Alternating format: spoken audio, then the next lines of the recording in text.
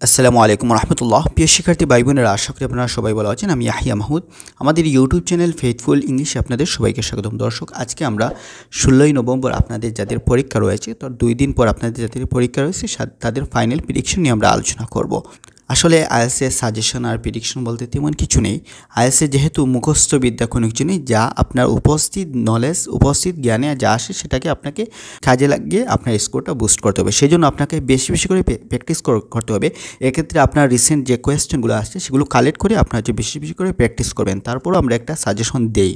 সেক্ষেত্রে আপনারা পুরাতন যত প্রশ্ন রয়েছে আপনারা আমাদের টেলিগ্রাম গ্রুপ ফেথফুল ইংলিশ যে গ্রুপ রয়েছে সেটা আপনারা পেয়ে যাবেন। এক্ষেত্রে আমাদের এই ইউটিউব চ্যানেলের ডেসক্রিপশন বক্সে বা কমেন্ট বক্সে আপনার কমেন্ট বক্সে পেয়ে যাবেন। যাই হোক, আপনারা 16ই নভেম্বর আইএলটিএস যাদের পরীক্ষা রয়েছে, সামনে পরীক্ষা রয়েছে, আপনাদের স্পিকিংয়ের জন্য অবশ্যই মক টেস্ট দেবেন, অনলাইনে মক টেস্ট দেবেন। যেহেতু আপনার অনলাইনে স্পিকিং পরীক্ষা দেবেন, অবশ্যই আপনার you are cordially invited to take the mock test. Okay, 16ই নভেম্বর আইএলটিএস প্রেডিকশন আপনার লিসেনিং ইজি টু মডারেট থাকবে, এত আহামরি কঠিন হবে না যেমনটিভাবে অক্টোবর মাসের মাঝে বরাবরই হয়েছিল।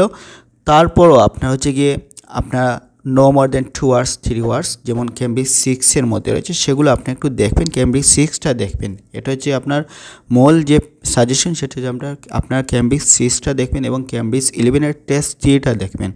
আইএলটিএসের সাথে দীর্ঘদিন থাকা কিন্তু বিরক্তিকর, তাই আপনি একটা প্ল্যান করেন আপনি কবে পরীক্ষা দেবেন, আর সেই টার্গেট রেখে 1-1.5 মাস উড়াদুরা প্রিপারেশন নেন, প্র্যাকটিস করেন। সেই লক্ষ্যে আমরা একটা কোর্স করেছি, আপনার হচ্ছে গিয়ে পরীক্ষার পূর্ব প্রস্তুতি হিসাবে খুবই ইফেক্টিভ হবে। এই ক্লাসগুলো সম্পর্কে আপনি বিস্তারিত জানতে আমাদের হোয়াটসঅ্যাপে মেসেজ দিতে পারেন অথবা কল দিতে পারেন। তো সেকশন 1-এ নর্মালি গ্যাপ ফিল পাওয়ার পসিবিলিটি খুবই বেশি, 1 ওয়ার্ড থাকবে, তবে নো মোর দেন 2 hours 3 hours যেমন 6-এ রয়েছে, এবং এমসিকিউ থাকার পসিবিলিটি আছে যেমন ক্যামব্রিজ 11-এর টেস্ট 3-এর মধ্যে রয়েছে। সেকশন 2 মধ্যে যদি বলি এমসিকিউ এবং ইনফরমেশন ম্যাচিং থাকতে পারে, যদি ইনফরমেশন ম্যাচিং না থাকে ম্যাপ থাকার পসিবিলিটি আছে। সেকশন 3-এর মধ্যে বক্স ম্যাচিং এবং স্টেটমেন্ট ম্যাচিং অথবা এমসিকিউ যে কোনো একটা প্রশ্নের 2টা টাইপ থাকবে। সেকশন 4-এর মধ্যে বা পার্ট 4-এ সেখানে গ্যাপ ফিল থাকবে, অনলি 1 ওয়ার্ড থাকবে। তারপর যদি আমরা রিডিংয়ের ক্ষেত্রে আসি, প্যাসেজ 1-এ ট্রু ফলস নট গিভেন থাকার পসিবিলিটি বেশি, আর ট্রু ফলস নট গিভেন এবং গ্যাপ ফিল থাকবে। এবং এবার রিডিংটা মডারেট টাইপের হবে, এত ইজি হবে না। তারপর হচ্ছে গিয়ে প্যাসেজ 2-র ক্ষেত্রে আপনার হচ্ছে গিয়ে এখানে গ্যাপ ফিল থাকবে, ইনফরমেশন ম্যাচিং থাকবে। গ্যাপ ফিল যেটা হচ্ছে আপনার সামারি টাইপের এবং নেম ম্যাচিং থাকার পসিবিলিটি খুব বেশি। প্যাসেজ 3-এর ক্ষেত্রে আপনার হচ্ছে গিয়ে আপনার ইয়েস নো নট গিভেন এবং সেন্টেন্স কমপ্লিশন অথবা এন্ডিং সেন্টেন্স যেটা আমরা চিনি এবং অথবা সামারি থাকার পসিবিলিটি আছে। তারপর যদি আমরা রাইটিংয়ের ক্ষেত্রে আসি, রাইটিং এখানে একাডেমিক রাইটিং আমরা গত পরীক্ষার মধ্যে আমরা দেখেছি রাইটিং কোন টাইপের এসেছিলো, সেগুলো আমরা একটু দেখব। এখানে এসেছিলো পাই চার্ট এসেছিলো, এর আগে যদি আমরা দেখি এখানে এসেছিলো ম্যাপ এসেছিলো, এর আগে কি এসেছিলো লাইন চার্ট বা বার চার্ট, এগুলো বার চার্ট খুব বেশি এসেছিলো। তো সেক্ষেত্রে আমরা এবার প্রেডিকশন করতেছি যদি ডায়াগ্রাম আসার পসিবিলিটি আছে, লাইন গ্রাফ অথবা টেবিল অথবা বার চার্ট আসতে পারে। তো এক্ষেত্রে আপনার লাইন গ্রাফ এবং ডায়াগ্রামটা বেশি দেখবেন।